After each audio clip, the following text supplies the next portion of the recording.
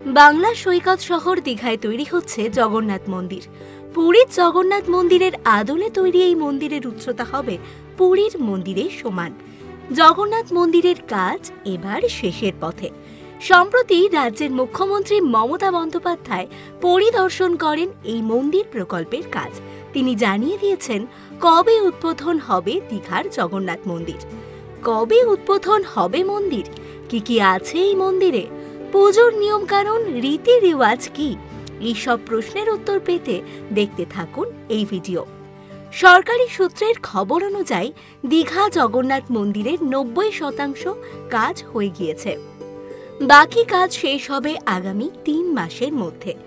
মুখ্যমন্ত্রী মমতা বন্দ্যোপাধ্যায়ের ঘোষণা অনুযায়ী পুরোহিতদের পরামর্শ মেনে ৩০ এপ্রিল অক্ষয় তৃতীয়ার দিনটিকে মন্দির উদ্বোধনের জন্য বেছে নেওয়া হয়েছে। মন্দিরের দ্বারোদ্ঘাটনের প্রস্তুতি হিসাবে হোমযজ্ঞ শুরু হবে ২৯ এপ্রিল থেকে।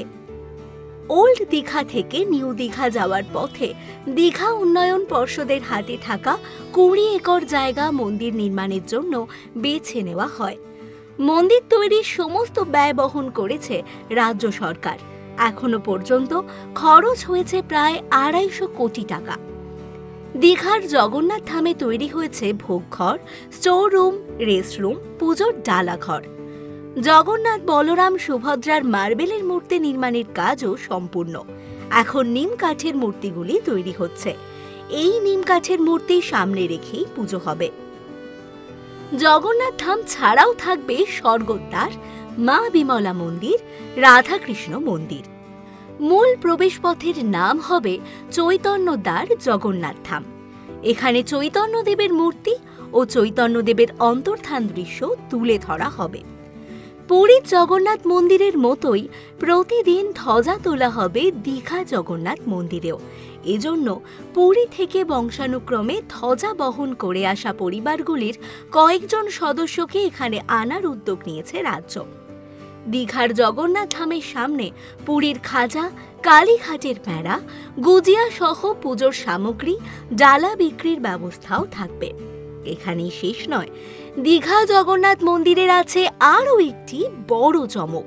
কি সেই চমক, জানতে হলে সঙ্গে থাকুন বাকি ভিডিওর। পুরীর জগন্নাথ মন্দিরের মতোই রথযাত্রা উৎসবের সূচনা হতে চলেছে বঙ্গে। এবারেই প্রথম দীঘার জগন্নাথ ধামে রথযাত্রার সূচনা করতে পারেন মুখ্যমন্ত্রী। পুরীর রথযাত্রার আদলে এখানেও সোনার ঝাড়ুও ব্যবহার হবে। সোনার ঝাড়ুর হাতলটি হবে চন্দন কাঠে তৈরি। মন্দিরের পাশাপাশি সমুদ্র পাড়ে ঘাট তৈরি হবে। রথ রাখার জায়গাও আলাদা করে তৈরি করে দেবে হিডকো। মূল মন্দির চত্বরের মধ্যে থাকবে পুরোহিতদের থাকার ব্যবস্থা, যেখানে এক একটি ঘরে ৩-৪টি করে শয্যা থাকবে। পর্যটকদের জন্য আপাতত মন্দির চত্বরে কোনো অতিথিশালা থাকছে না। মন্দিরের সামনের অতিথিশালাটিই হবে মূল প্রশাসনিক ভবন।